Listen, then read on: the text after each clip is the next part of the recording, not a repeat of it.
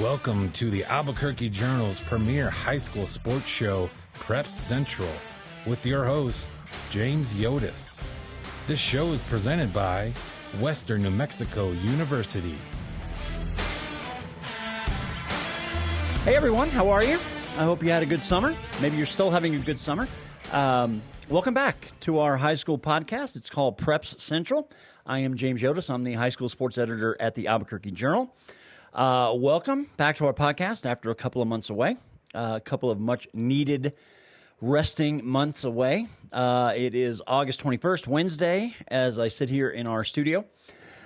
We are going to talk nothing but high school football today. The football season, the 2024 season, begins tomorrow night, Thursday night. We've got a couple of games here in the metro area. Rio Rancho is playing at Trisco Heritage out at Community Stadium. Piedra Vista is playing Sandia at Wilson Stadium, and then everybody else will be getting into it on Friday and Saturday. So it's great to have you back. Excited to be back. This is year 2 of our high school podcast. And I will tell you straight up, one of the things I'm hoping to do this year, and my plan is not just in the fall, but the winter and the spring, we're going to have more guests this year than we had last year. That is my hope. That is my intent. That may include me going out into the field and doing a couple of podcasts outside of our studio here. But I hope to bring you some special guests as we go along. For the first couple of weeks, however, it's just going to be me. And like I said, we're going to talk high school football today. Football starts tomorrow. Soccer is already underway. I'll be previewing soccer in the Journal next week. And then, of course, cross country begins late next weekend. Volleyball will be underway soon. And I'll be previewing all of those sports. I have been previewing all of the football. In the Journal, our big Class 6A package ran last Sunday. 5A ran on Tuesday. My 4A story ran today, Wednesday, as I sit here. And I still have a 3A, 2A preview coming, I think, on Friday morning. So it's very expansive. It's very time intensive, but it gives me a chance to talk to a lot of the coaches out there and get some feedback about how they're going to be, how other teams are going to be.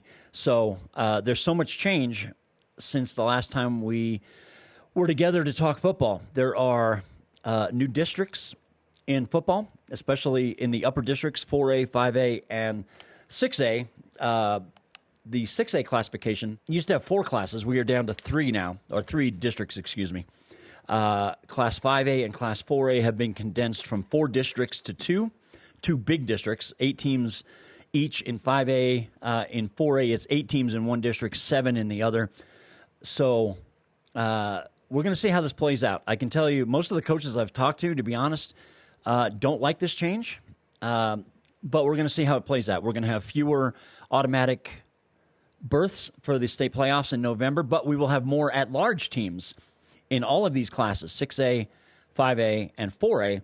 So there'll be more teams, I think, at least in theory, with a chance to play themselves into the playoffs later in the year with an extra couple of at-large bids. So we're going to see how all this plays out. We have, 21 schools in 6A. Piedra Vista is new. Piedra Vista was in the state finals in 5A year before last. They were in the semifinals in 5A last year. So PV comes in with a really strong 5A program. They're new. Capital has dropped out. Capital was in 6A. Capital is now in 5A. We'll see. Capital has a new coach, and from what I hear, they're going to be very much an air raid, Texas Tech kind of approach this year, so we'll see how that catches on. A lot of teams moved up and down. One of the most significant developments was Lovington. The defending Class 4A state champion has been moved up because of its enrollment numbers. Lovington is now a 5A program, and Lovington is in a killer district with Artesia, Roswell, Goddard, Mayfield, Deming, Gadsden. You have 7 really good teams. As a matter of fact, you can almost make an argument that the best 7 teams in 5A are all in the same district. We'll see. The other district, Valley, is going to be one of the best teams. Los Alamos had 9 wins last year. We'll see how they're going to be. Highland has a great player. We'll talk about him shortly. So the 5A districts are going to be interesting. In 4A, where Lovington is now, where Lovington used to be, Portales, Bloomfield, Silver, looking like the strong teams as usual. Bernalillo probably will be pretty strong. Like I said, we'll get more into this. I'm going to go through each class here. I just wanted to kind of give a little teaser at the start. So anyway, a lot to talk about. And why don't we jump into it? As I said, we've got 2 games here in Albuquerque on Thursday night. Atrisco Heritage, which just got Latavius Morris back.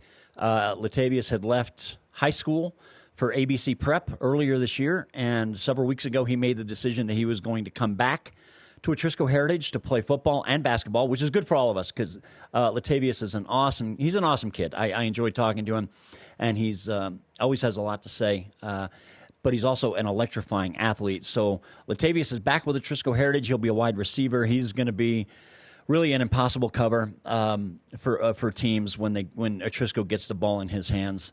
Atrisco has 10 defensive starters back. We'll see how that pans out against Rio Rancho on Thursday night. Rio Rancho is going to be a good team. They were in the state semifinals last year. They won 2 playoff games, lost to Cleveland in the semis. They've got a really good quarterback coming back in J.J. Ariano, a good dual-threat kid.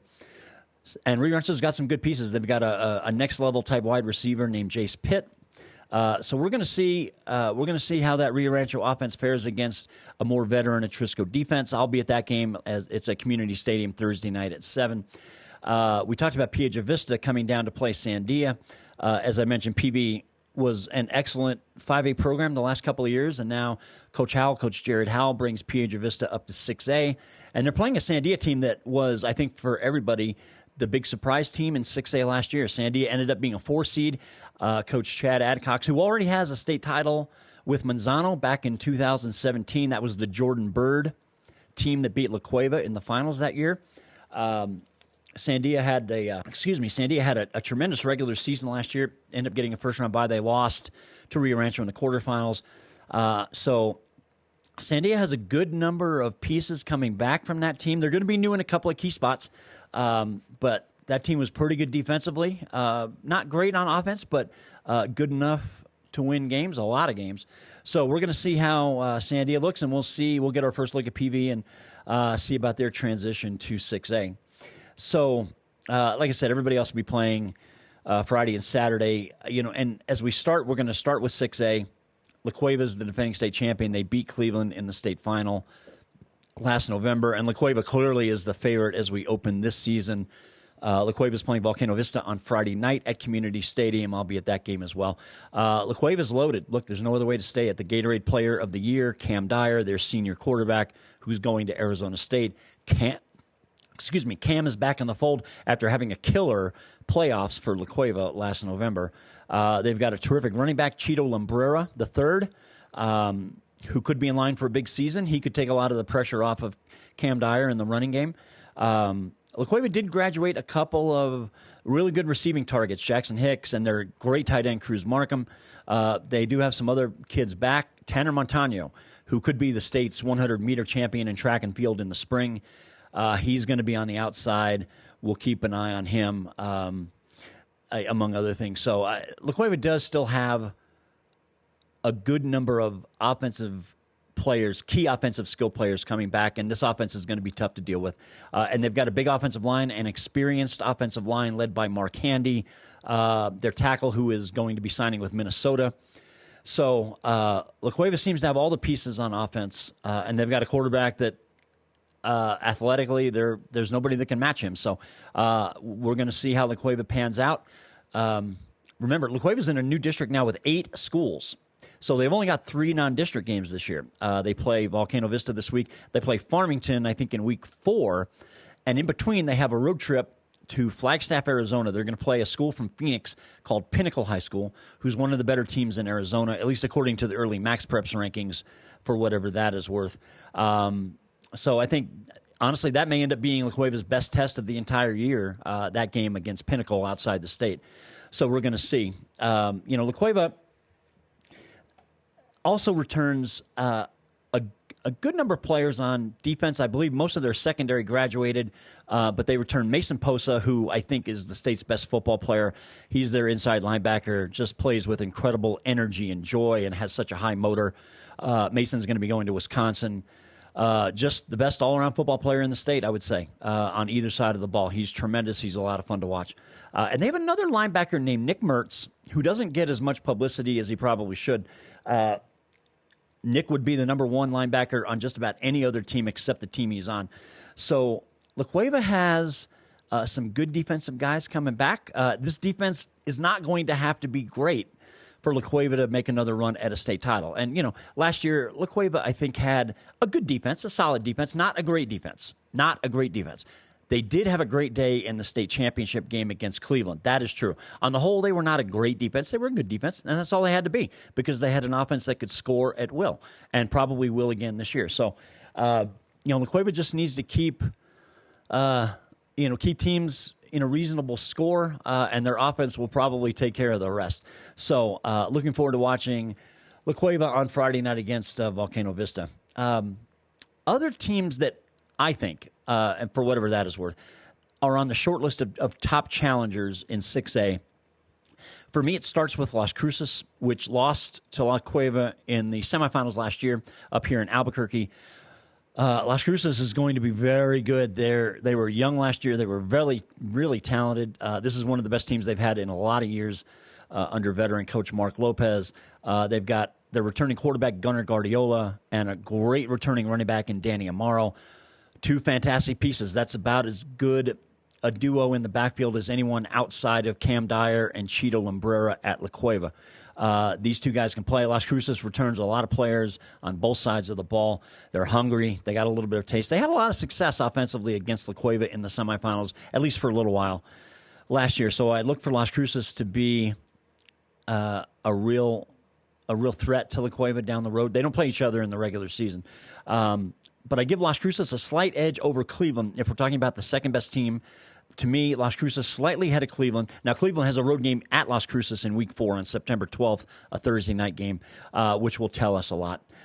Cleveland, of course, has been the best program in the state over the last half dozen years, no question, even with the loss to La Cueva in the state finals in November. And Cleveland lost a couple of key pieces. Harris Boyha, their big bruising running back. Jaden Davis is one of a couple of receivers who graduated as well. They do have their quarterback returning, Jordan Hatch.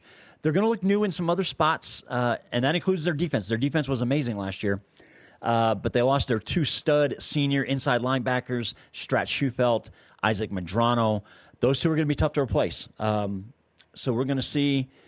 We're going to see how that defense pans out. I think Cleveland, only has, I think, 3 starters back on that side of the ball. So the Cleveland defense, which I'm sure is still going to be very solid, probably won't look the same as it did last year when they suffocated everybody on their schedule. We're talking about La Cueva. These are regular season games. La Cueva, Las Cruces, Centennial, Rio Rancho, Volcano, Hobbs. All the good teams in 6A, Cleveland played at some point or another and dominated them all defensively. And then in the state final, La Cueva beats them, I think, 35-14 behind Cam Dyer.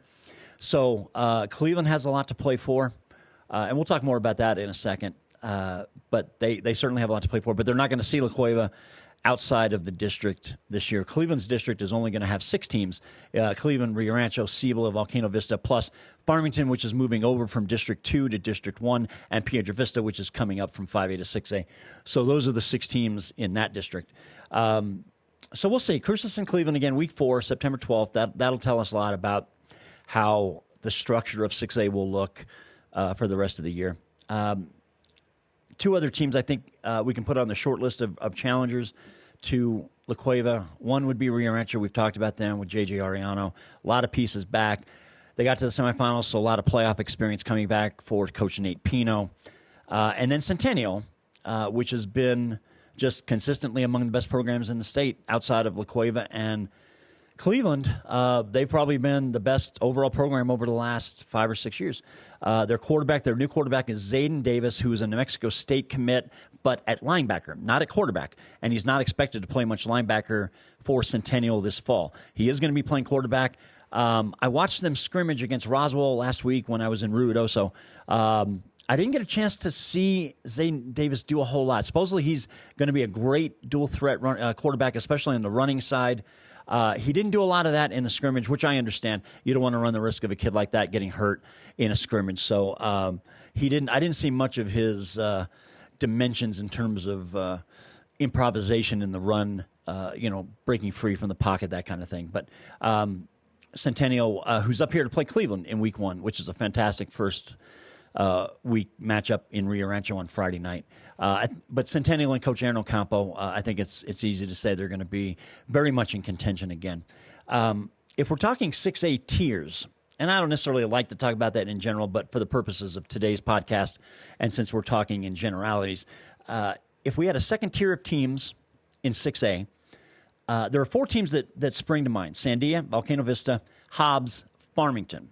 Now, Farmington graduated its big quarterback, Troll Griego, who was, frankly, one of the best 3-sport athletes in the state last year.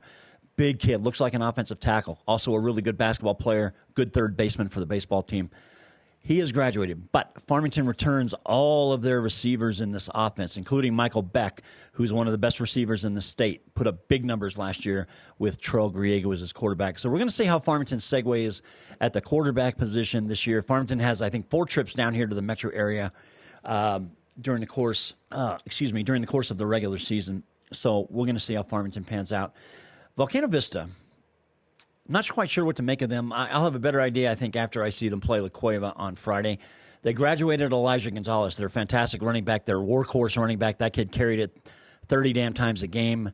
Could be counted on to take care of the ball, pick up chunks of yards, score touchdowns. He has graduated now. Coach Chad Wallen told me about a kid named Mason Gourlay, who is similar in dimension, size, and weight to Elijah Gonzalez, who's going to be stepping into that role. And Chad, I think, expects good results from him going forward. He did say, however, that Volcano Vista, which has a returning quarterback in Elijah Hansen, will be probably more dynamic offensively than they have been in the last couple of years, which, of course, you can read between the lines there. They're certainly going to try and get Hansen with the ball in his hands more often, and we'll see how that pans out against La Cueva. And that may not even be the best examination of what Volcano truly has when you're playing La Cueva, but we're going to see how it pans out. So Volcano very much expected to be in the mix for a playoff berth again, and we'll see how that pans out. The Southern District, the La Cueva District, at the top you have La Cueva, Sandia, Los Lunas, maybe El Dorado. Those teams at the top. Santa Fe is in that district. Albuquerque High, Atrisco Heritage, West Mesa is in that district. It's 8 schools. We have to get used to these bigger districts. The Southern District has a new addition in Clovis. It's basically the same district as it was last year with Las Cruces and Centennial, Oregon Mountain, Alamogordo, Carlsbad, Hobbs. Clovis moves over from a district that doesn't exist anymore. That was the old Clovis-Los Lunas district. That district was eliminated. All those schools were moved to other districts. Clovis is now in that Southern District, and kind of isolated because none of the schools in their district are really near them. Clovis has a new head coach in Stan Hodges. I interviewed him in early July. He's from Texas. He's got a lot of experience. He didn't coach last year. He most recently was the running back coach at Odessa Permian, which is a famous program in Texas. And he's been to the state final in Texas with another school many years back, I think when he was coaching the offensive line. And he sounded very confident that he can get Clovis back into that elite status. We're going to see how that goes. Clovis opens the year at Farmington on Friday. Long trip for Clovis. So Clovis, to me, is the big mystery team in 6A, I'll be honest with you. I don't know what to expect. I think a lot of people feel the same way. Whenever you have a new coach coming in from out of state, you don't know what you're going to get. And in this case, their new coach came in only 4 weeks before the first official practice. So he has not had very much time to acclimate to his surroundings, his new coaching staff, his players, the community. So not sure what we'll get out of Clovis. This is a tough task for any new coach, but to do it on this short notice, not sure what we're going to get. So Clovis, to me, a real curio of a team, and I'm kind of fascinated to see what happens with them. Anyway, that kind of breaks down 6A real quick. We're going to talk about other classifications too today. But as I said, just to recap, La Cueva clearly looks like the team to beat. Does that mean anything in August? No, of course not. Look at Cleveland last year. Cleveland just completely throttled everybody during the regular season. They didn't win a state title. So whatever happens in the regular season, I think what we've learned, especially from last year, is regular seasons are nice, but they don't tell us everything that we need to know, which is good. You want to have some unpredictability in high school athletics as you would in college or the NFL too. So we're going to see how all that plays out on the 6A level. Education and training at Western New Mexico University is accessible from every corner of the land of enchantment, providing limitless opportunities toward success for more than a century. And now, through the New Mexico Opportunity Scholarship, tuition and fees are covered for anyone looking to start or start over. Along with free tuition, books are always included for every WNMU student, assuring your only worry is how far you can actually go. Lift off toward your future and endless potential at WNMU today. Okay, let us move on now to Class 5A football. Artesia won its 32nd state championship last year, beat Roswell 35-21 in the championship game at Bulldog Bowl. I referenced this a couple of minutes ago, and now's a good time to get into it. There were several teams last year. Cleveland is one, Roswell is one, Portales, and even Bloomfield, both in 4A. Teams that all had world-class defenses last year, and none of them ended up winning state. We talked about Cleveland giving up 35 to La Cueva in the final, when Cleveland really hadn't hardly allowed anybody even score double digits on them pretty much the whole year. Roswell, same way. Roswell's defense was tremendous the entire season, and they dominated. I shouldn't say they dominated Artesia in the regular season, but they held Artesia to one touchdown. And I was at that game at Wool Bowl in Roswell. They very nearly shut Artesia out that night, which is an unprecedented thing. And Artesia scored a late, cosmetic, meaningless touchdown late in that game, and they lost by 20 points. Portales in Class 4A, which was the runner-up to Lovington. Portales, I think, had 7 shutouts last season, and then gave up 57 to Lovington in the state championship game. And this reaffirms a notion that I've had for a while now, and it kind of flips the old axiom on its head. Usually in football, they always say, well, offense wins games, but defense wins championships. I'm not certain that that's 100% true anymore, and maybe it's even closer to 50% true.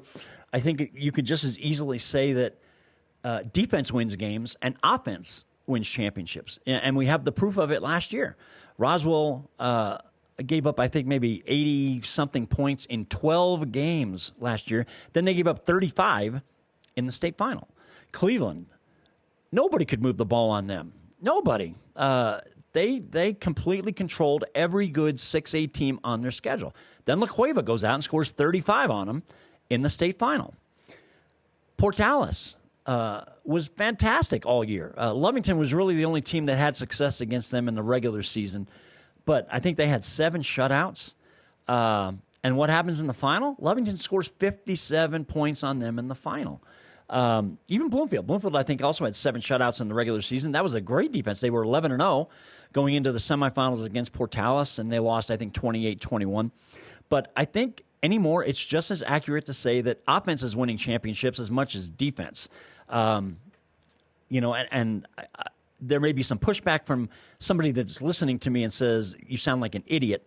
But tell me I'm wrong. I mean, we can look at last season as proof. We had 3 different examples of how a great offense superseded a great defense. 3 examples. That just doesn't happen usually. So I think that speaks to how much more sophisticated offenses are becoming in this day and age. Coaches are more clever and savvy than they ever have been before. The athletes are better than they ever have been before. They're picking up things from NFL teams, from college programs, schemes, play design, things like that. So the offensive play callers are really becoming much more sophisticated. And on that note, I should mention, too, Heath Ridenauer, the former Cleveland High head coach who went to UNM for a while to coach, is back in the high school ranks and actually serving as the offensive coordinator at Cleveland, which is a job he used to have before he became the head coach many years back. So we're going to see how Cleveland comes along. He's a great quarterback mind, Heath Ridenauer.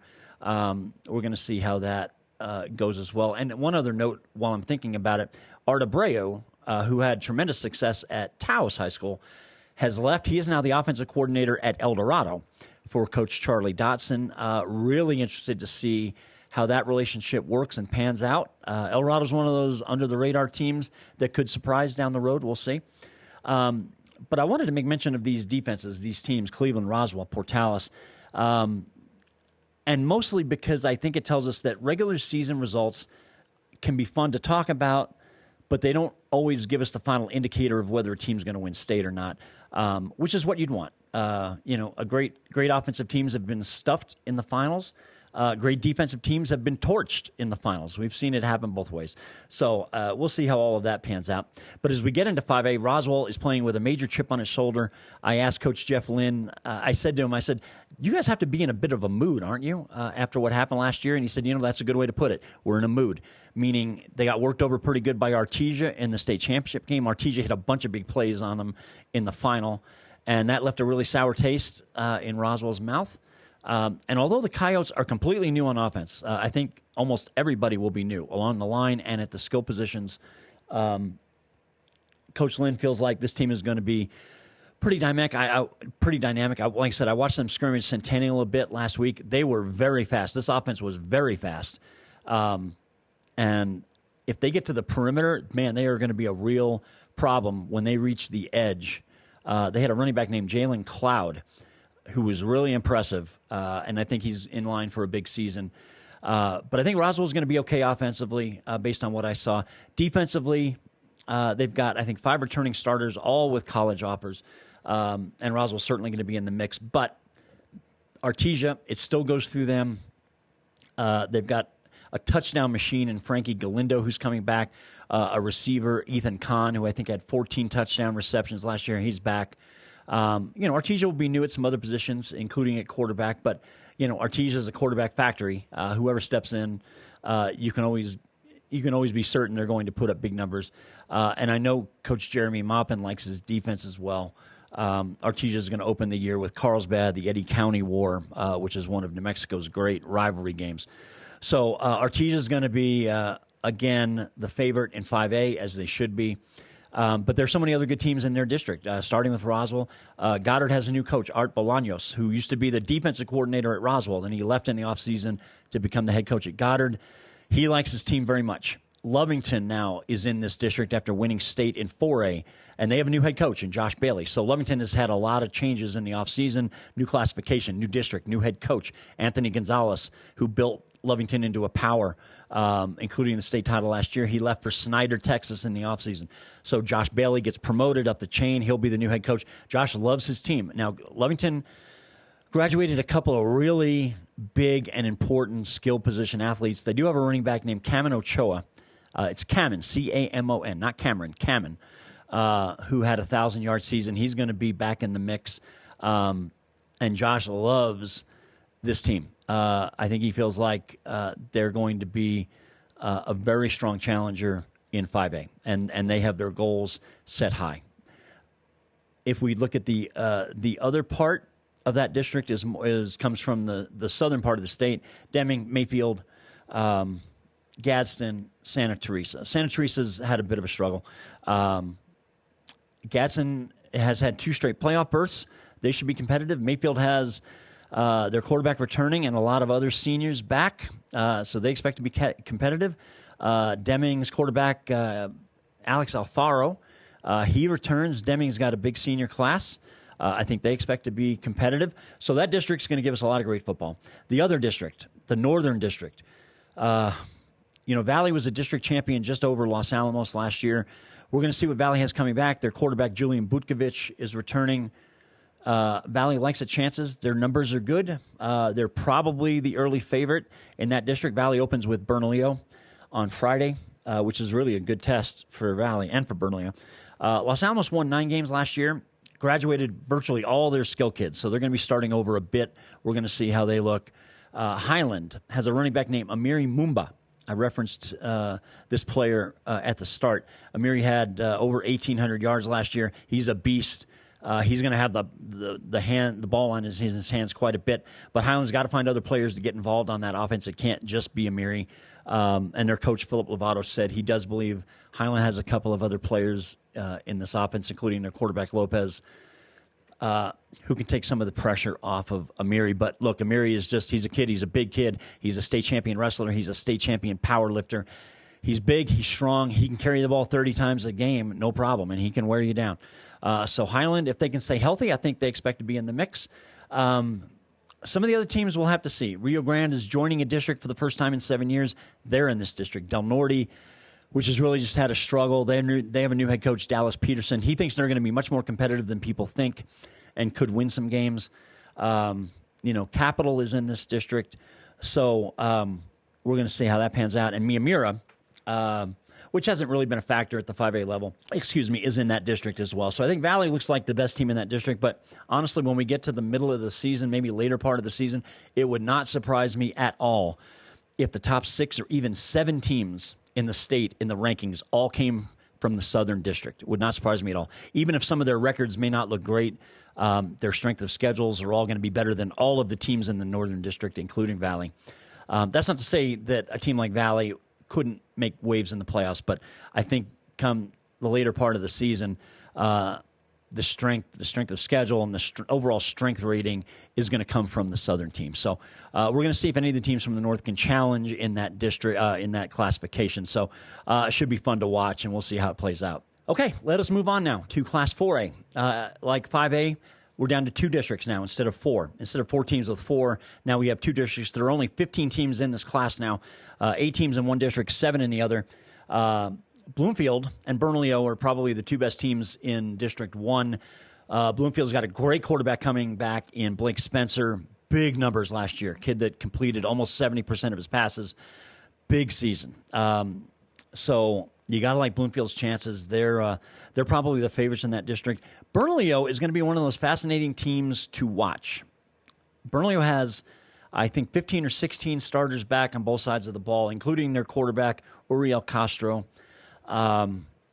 This was a good team, a really good defense. I think that Bernalillo ended up as a 5 seed, I believe, in the playoffs last fall. And I like their head coach, John Kobos, who speaks pretty bluntly, but I like his ideas about the program. I mean, it's not just about X's and O's. He has ideas on making Bernalillo an elite program, not just a competitive program, which they are now. But he was thinking about teams in 4A, teams like Bloomfield, teams like Portales, teams like Silver. That's what he wants people to think of in terms of Bernalillo. He wants to join that conversation, and I love that notion. It's a big picture kind of thought, and Bernalillo's at the point where they're getting athletes out for football. They never used to. I even wrote a column once, many, many years ago, that said Bernalillo ought to just give up on football and just eliminate the sport because nobody was interested. The town wasn't interested. The community wasn't interested. The school wasn't interested. The kids weren't interested. It was just a mess. This is over 20 years ago. And now look where they are. They've got a head coach that believes in them. They've got kids coming out to play football. It's hard to believe football is now their best sport. That school's best sport. This has always been a basketball school, and now football is the best sport at Bernalillo. So Bernalillo's got a lot of kids back. They are optimistic about this season. They lost, I think, 17-0 to Portales in the quarterfinals last year, which was a pretty good showing on the whole, even though they didn't score. Bernalillo's got weapons back on both sides of the ball. Their defense, which they call the Goon Squad, or they call themselves that, I should say, that ought to be another strong unit this year. So Bernalillo definitely likes the chances. They're going to play Portales, too, along the way in the regular season. Now, Portales is in the other district, but Portales, I believe, is up here to play Bernalillo during the regular season before they both get into the district. But I really like what Coach Kobos has going there. We're going to have to see some of the other teams. Aztec has a new head coach. Taos, as we mentioned, has a new head coach. Johnny Olguin is his name. Used to coach collegiately at both Texas and Fresno State, for example. I haven't had a chance to visit with him yet. I hope to during the season. He sounds like an interesting story. He's taking over at Taos where he once played. He finished his career at Los Alamos, but he played briefly at Taos. So Taos has always been a playoff challenger. Aztec, too. Aztec was in the quarterfinals last year. So we'll see how Aztec shakes out. Kirtland Central is in this district, too. Espanola Valley is in this district.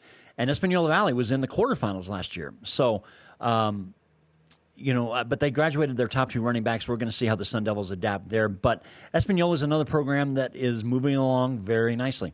The other district is going to be by far the much tougher district. Portales, Coach Jaime Ramirez. He's got a fantastic quarterback returning in Paxton Culpepper. He and Blake Spencer from Bloomfield, the 2 best quarterbacks in this classification, bar none.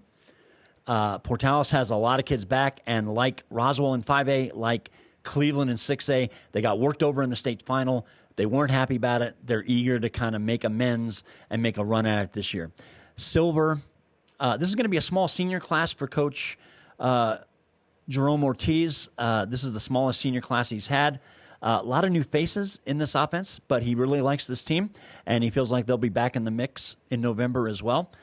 This district also includes Academy. Academy won a playoff game last year, then lost in the quarterfinals. Valencia got to the playoffs last year as a 12 seed. Coach Ladarius Cage likes his group, but they're very thin on numbers, so they need to stay healthy. So we're going to see how that goes. It's going to be a competitive district. Look, that's just all there is to it. One of the teams, I wanted to save them for the end. One of the teams that fascinates me is St. Pius. St. Pius was super young last year, but they got beat up. These really young kids that were playing, especially on offense, got beat up, which often happens at varsity football levels. If you play young kids, they're more apt to get injured. But St. Pius has some tremendous athletes in this program, and they may not be ready to make a run at it this year. Maybe it might be next year. But St. Pius has, they have got some tremendous skill kids, and I'm really interested to see how they come along this year because most of them are still just like sophomores.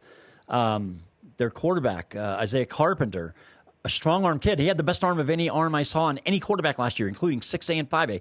Unbelievable physical talent. Cale Cox-Liggins, their receiver, really good talent. Horschel Alloway, their running back. All these kids were super young last year. Herschel was his first name, excuse me. They've got some kids that can play. So if they mature and grow up a little bit, they got a little taste of the playoffs last year. They got beat by Espanola in the first round. But St. Pius is going to be a fun team to watch. Bloomfield's coach, Mike Kovacs, told me that St. Pius was his dark horse. And if you're not careful, they'll zap you. That was his words. So I'm interested to watch St. Pius as well, and we'll see how all that pans out. But that district certainly is going to be, I think, top to bottom, more competitive than the Bloomfield-Bernalillo district. So anyway, that kind of gives you an idea of Class 4A. That's going to be a really interesting classification this year, one of the most interesting ones, given the diverse geography especially of the Portales district. You got Portales, Silver, St. Pius, all in the same district, which makes no sense, honestly, geographically. But that's what we have. That's what we have this year and next year. So any team that wins this district will have earned it. So let's finish up today. Let's talk about classes 3A and 2A. Real quick, St. Michael's is the defending state champion in 3A. They beat Robertson in the state championship game last year. Both those teams are going to be really good this year. West Las Vegas in that district as well. We can expect good football from all three of those teams. Southern half of the state, Dexter ought to be pretty solid. Cobre, too. Socorro is usually extremely competitive. Nimi from Roswell was in the state semifinals, I think, just last year. So we'll see good football in both regions. I don't know that we have a clear favorite in this classification, which is good. So we'll have to pay close attention to these games between teams outside their districts, some of the head-to-head stuff, and see how that pans out. In Class 2A, Texaco is the defending state champion. Texaco beat Eunice in the final last year. Eunice is loaded. They've got I think 16 or 17 starters back, including a good number of their top skill position kids. Coach Greg Jackson is very excited about this team. 2A was an immensely fun classification last year, especially at the top. Jal, Eunice, Tularosa, Santa Rosa, and Texaco. Those five schools gave us some great football. Raton has dropped from Class 3A to Class 2A, so now Raton joins the mix as well. So we've got 6 teams on the radar. Legacy Academy, by the way, from Albuquerque, moving up from 8-man to 2A. So I don't know that Legacy's quite ready to challenge these other schools yet, but 2A has got half a dozen teams that should be pretty good. Jal has a new coach this year, but man, there are going to be some good teams. And we start right off the bat on Friday night. Santa Rosa plays Texaco. That's an old rivalry, one of the best rivalries in 2A. On the Max Preps poll, the preseason listings, Texaco's ranked number 1, Santa Rosa's ranked 2. For whatever that's worth. I mean, without anybody having played any games, I don't know how reliable we should consider the computer poll, but those two play right off the bat. Eunice going to be a load. Santa Rosa coming off a great season. So, man, I'm looking forward to watching 2A football this year. Raton's segue. You got to keep in mind, Raton was one of the best 3A programs, even as their enrollment fell. That was still one of the best 3A programs. So we got some good teams there. So that kind of wraps things up. We've talked about all the classifications now. We have finally reached week 1 of the regular season. The next time we meet next week, we're going to talk about all the highlights and important developments from week 1. I want to thank you for joining me. Didn't mean to go on this long today. A lot to talk about. I hope all of you get out there and enjoy the football this weekend. Let's just all hope that Mother Nature cooperates and lets us play without any lightning delays. I always feel like I have to throw that disclaimer in because for the first, as you all know, if you watch high school football, first month of the season is a total crapshoot with the weather. So let's just hope we get in games that aren't too hot and that have no lightning, and we just get a lot of good games that we'll be able to talk about next week. So that is it for me. Thanks for joining me. Again, I hope you all had a great summer. I'm ready for fall. I hope you are too, and we'll talk next week.